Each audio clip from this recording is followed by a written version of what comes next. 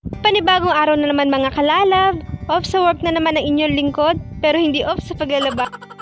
Maaga pa rin nga ako nagising pero antok pa talaga ako mga kalalab.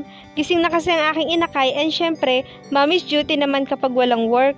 Pinaliguan ko nga muna ang aking inakay at kay aga-aga ipinapataas kagad ng inakay ko ang dugo ko. Pero dahil minsan lang talaga ako maging inang-ina sa anak ko, ay chill lang. Kailangan ko din naman bumawi sa inakay ko at palagian kasi akong asa trabaho at isang beses sa isang linggo lang naman magkaroon ng day off, kaya isang beses lang din sa isang linggo ako maging full-time mommy.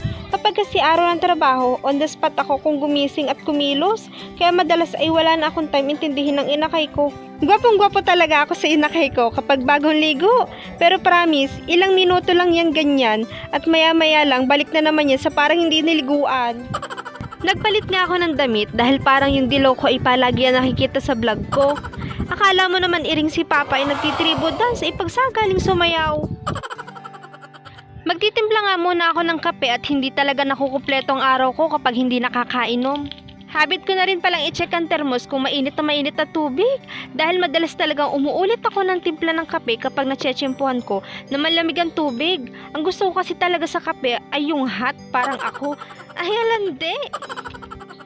Flex ko nga lang muna pala tong TV. Malapit na mapasakin yan. Thank you Lord. Todo pakit nga dyan ang aking bebe. Aba himala, hindi pa nagdudumi. Ginisang papaya nga pala ulam namin, fresh na fresh at sa puno ng kagipitan yan kinuha.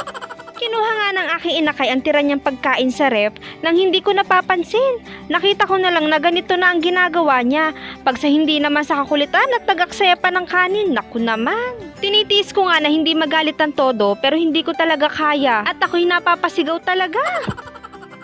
Usually po kapag day off ako ay mas gusto ko nagtitinapay sa umagahan pero dahil sa magmamano-mano na naman ako sa paglalaba ay nagkanin na ako para matibay-tibay sa maghapunang brush-brush. Ganito nga pala gawain ko araw-araw kaya madalas ay nalilate ako sa trabaho. Sikreto ko lang to pero dahil sa sinabi ko na hindi na sikreto. Habang nag-aayos nga ho pala ako ng lalabhan ay may nakita akong isang bubwit, bulinggit pala, na nangunguhan ng tutong. Medyo natakot lang ako dahil kagabi pa naming tirang kanin yun, baka panis na, kaya kagad kong inawat. Tulad nga ho ng sinabi ko sa inyo kanina, ilang minuto lang malinis ang inakay ko, tanyo at ang itsura parang hindi na naman niliguan. Alas 7 nga ho ako nagising pero 9:30 na ako magsisimulang maglaba kung kailan katingkaran ng init no, desa talaga. May bata nga akong gustong-gusto na maglaba. Pag hindi lang na makatana utusan paglaki mo ay talaga ka.